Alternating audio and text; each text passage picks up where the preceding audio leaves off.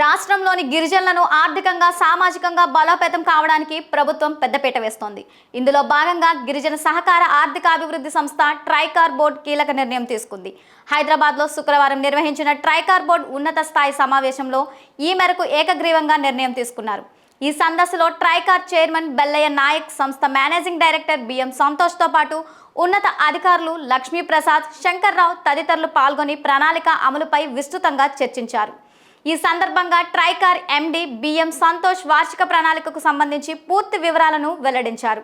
ఈ భారీ బడ్జెట్ ప్రణాళిక ద్వారా రాష్ట్ర వ్యాప్తంగా ఉన్న 136,184 మంది గిరిజన యువతీ యువకులకు నూతన ఉపాధి, వ్యాపార అవకాశాలు లభిస్తాయని ఆయన ఆశాభావం వ్యక్తం చేశారు.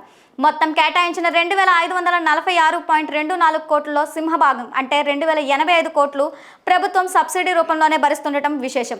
మిగిలిన 461.24 కోట్లు వివిధ బ్యాంకుల ద్వారా రుణాల రూపంలో లబ్ధిదారులకు ఇప్పించి పథకాలను విజయవంతంగా అమలు చేస్తామన్నారు.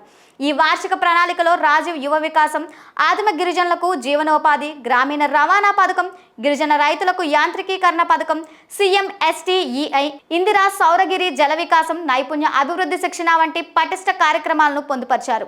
గిరిజన యువతలో దాగి ఉన్న నైపుణ్యాలను వెలికితీసి వారికి స్వయం ఉపాధి వైపు నడిపించడానికి రాజీవ్ యువ వికాస పథకం కింద గరిష్టంగా 1,225.79 కోట్లు కేటాయించారు.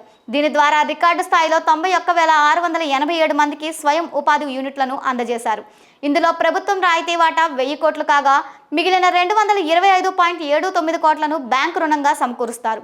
అట్టడుగున ఉన్న గిరిజన కుటుంబాల జీవన ప్రమాణాలను పెంచేందుకు 521.24 కోట్ల మొత్తం వ్యయంతో ఆదిమ గిరిజన జీవనోపాధి పథకాన్ని రూపకల్పన చేశారు.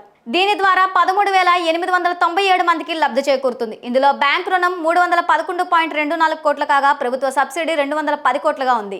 క్యూర్ పరిధిలోని ప్రాంతాల్లో రవాణా రంగాన్ని పర్యావరణహితంగా మార్చేందుకు ఒక వినూత్న కార్యక్రమానికి శ్రీకారం చుట్టారు. సుమారు 7,500 మంది గిరిజన లబ్ధిదారులకు చెందిన పాత డీజిల్, పెట్రోల్ ఆటోలను 100% ఉచిత ప్రభుత్వ రాయితీతో బ్యాటరీ ఆధారిత విద్యుత్ వాహనాలుగా మారుస్తారు. ఇందుకోసం ట్రైకార్ 150 కోట్లు ఖర్చు చేయనుంది. గిరిజన యువతను ఉన్నత స్థాయి పారిశ్రామికవేత్తలుగా తీర్చిదిద్దేందుకు ముఖ్యమంత్రి గిరిజన నవ పరిశ్రమల పథకం కింద 200 కోట్లతో 100 యూనిట్ల భారీ బడ్జెట్ను మంజూరు చేశారు. ఈ ప్రాజెక్టులో ప్రభుత్వ సబ్సిడీ 50 కోట్లు కాగా బ్యాంకు రుణం 130 కోట్లుగా ఉంటుంది.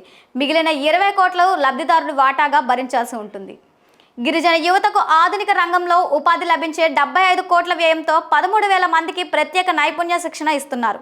అదేవిధంగా వ్యవసాయాన్ని నమ్ముకున్న గిరిజన రైతుల కోసం 600 కోట్ల భారీ అంచనాలతో ఇందిరా సౌరగిరి జల వికాసం అమలు చేస్తున్నారు.